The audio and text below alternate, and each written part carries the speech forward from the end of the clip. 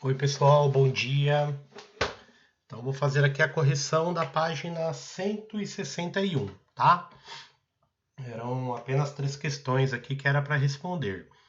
Vou colocar aqui o livro do professor, daí já aparece a resposta escrita. E aí, quem quiser, tal, pode fazer a correção certinho, pausar, tal, no caderno, tá?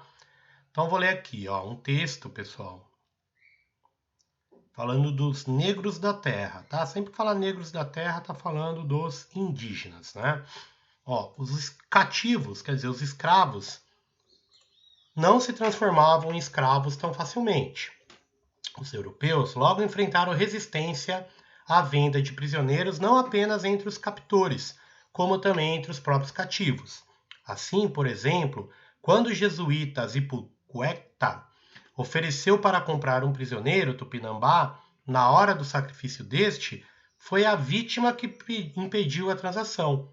Ele disse que não vendessem, porque ele cumpria sua honra passar por tal morte como valente capitão, né? Então tá falando aí que o escravo, o índio, né, foi dominado pelo outro povo que eram canibais, tal, e iam matá-lo. E aí o padre apareceu, não, eu compro ele, dou tal coisa para vocês, tal, para libertar ele. E o próprio cara que ia morrer falou, não, não quero ser vendido como escravo, eu prefiro morrer aqui como guerreiro, né? Então qual aspecto, galera, tá abordando, né? Diretamente, ó, da resistência indígena. Os próprios indígenas lutando contra a escravidão, se recusando a ser escravo, né?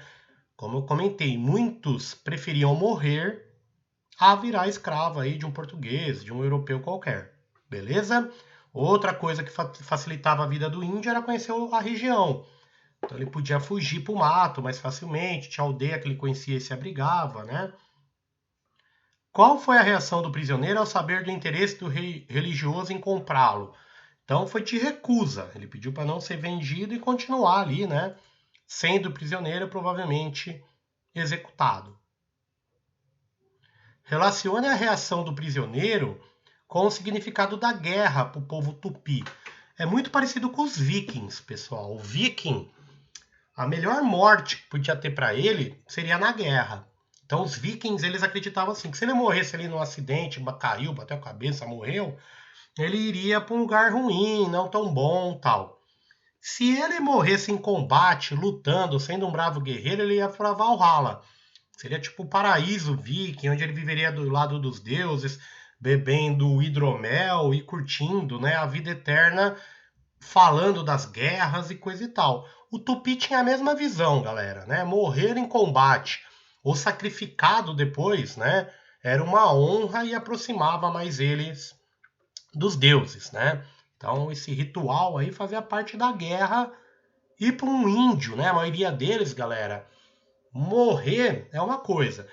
Pior do que a morte é ser desonrado, como um mau guerreiro, não sabe lutar ou é covarde, né?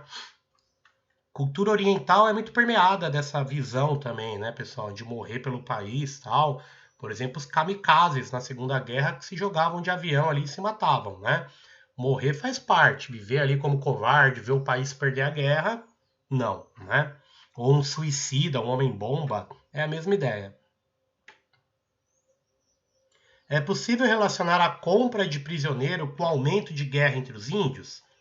Sim, né, pessoal? Por quê? Os índios guerreavam entre eles, fazia prisioneiro. Aí o português ia e comprava esse escravo. O índio queria ganhar cada vez mais produto, machado, lâminas, armas e coisa do tipo. Então as guerras aumentaram, né? E o número de escravos também, estimulado aí pelos portugueses. Que outro princípio era utilizado pelos portugueses para legitimar a escravidão do índio, que eles chamavam de guerra justa. Logo que o Brasil foi descoberto, pessoal, o rei de Portugal vai meio que proibir o índio ser escravo, a não ser em caso de guerra justa, ou seja, se o índio atacasse e tal, os portugueses. Só que o que os portugueses faziam? Invadia a aldeia, matava todo mundo, escravizava ali quem sobrou e falava que foram atacados. O rei de Portugal estava lá do outro lado do oceano, nunca ia saber a verdade, né? Então, eles, portugueses, muitas vezes começaram guerras e falavam aí que era uma guerra justa, que estavam se defendendo aí dos indígenas, né? 2. O jesuíta italiano André João Antonil foi um cara que viajou pelo Brasil, conheceu um monte de engenhos, escreveu vários livros, né, contando o que ele viu nessa época no Brasil. Um importante testemunho sobre as condições sociais e econômicas do Brasil. Leia o trecho a seguir para responder às questões. Para ter lavradores obrigados ao engenho, é necessário passar-lhes arrendamento das terras, em que hão de plantar. E, na escritura do arrendamento, se hão de pôr as condições necessárias. Por exemplo, que não tire madeira, que não admita outro em seu lugar nas terras que arrendam, sem consentimento do senhor delas. E outras que se julgam necessário para que alguns deles, de lavrador, não se faça logo senhor. Né? Então, qual que era a ideia? Tinha muita gente pobre no Brasil livre, pessoal, que tinha terra, mas não tinha grana para fabricar um engenho, uma fábrica tal que ia produzir açúcar. Então, eles arrendavam terra. O que é arrendar? Meio que alugar. E aí a produção era vendida para o dono do engenho. Então, ele fazia um monte de contratos, de leis ali e tal, para não deixar esse lavrador crescer muito. Porque se ele crescesse muito, ele ia criar o próprio engenho dele e ia concorrer com o senhor de engenho, né? Então, no Brasil tinha muito agricultor livre que plantava cana e que vendia por senhor de engenho a cana por não ter aí o dinheiro para fazer uma fábrica, né? A que grupos sociais o texto se refere? Então ele está falando da elite, né? A aristocracia, o senhor de engenho, e está falando aí dos lavradores livres, pobres, que tinham a própria terra ali e tal, ou arrendava, alugava um pedacinho ali da fazenda do senhor de engenho. Até hoje no Brasil tem muito arrendatário, tá? Gente que aluga ali a terra. No texto de Antonil, apresenta algumas condições para arrendamento de terra. Que condições são essas, né?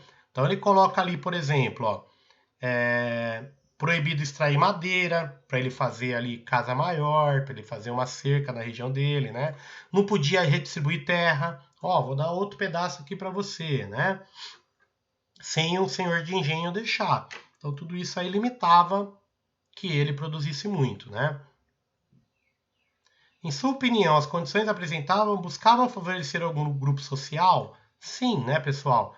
O dos senhores de engenho, que manteriam o privilégio, só eles iriam plantar, colher a cana no Brasil, né? E moê-la e fazer o açúcar, que era o mais caro. Analise a charge para responder as questões. Ó. O tronco, galera, também é chamado de pelourinho.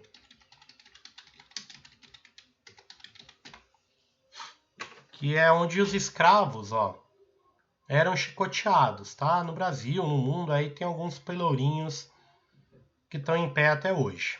Então, ó, o tronco você pode colocar aqui mesmo. E a senzala eu vou querer bem escondida, lá no fundo. Então tem um senhor de engenho aí com chicote, gravata de cifrão, né? Mandando fazer o pelourinho ali e a senzala mais longe, né? Qual prática é criticada nessa charge? Os castigos feitos aos escravos e a própria escravidão. Então está falando do tronco e está falando também da senzala, né? Dois elementos aí de opressão contra os escravos, né? É possível relacionar a charge aos trabalhos no engenho de açúcar no Nordeste colonial? Sim, né, pessoal? Por quê? Porque está falando de elementos. Lembra que eu mostrei a fazenda, as partes que tinha, né? E eu falei da senzala para vocês, né? E além da senzala, apareceu outro elemento aí que só existia na época, que é o tronco, onde os escravos eram castigados, ok? E é isso, pessoal. Então, eu tinha pedido para fazer até a questão 3. Na quarta-feira, a gente tem uma revisão, vou tirar dúvida de quem tiver ainda.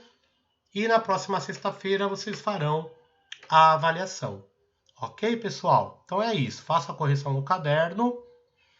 E bom final de semana para vocês, tá? Até lá.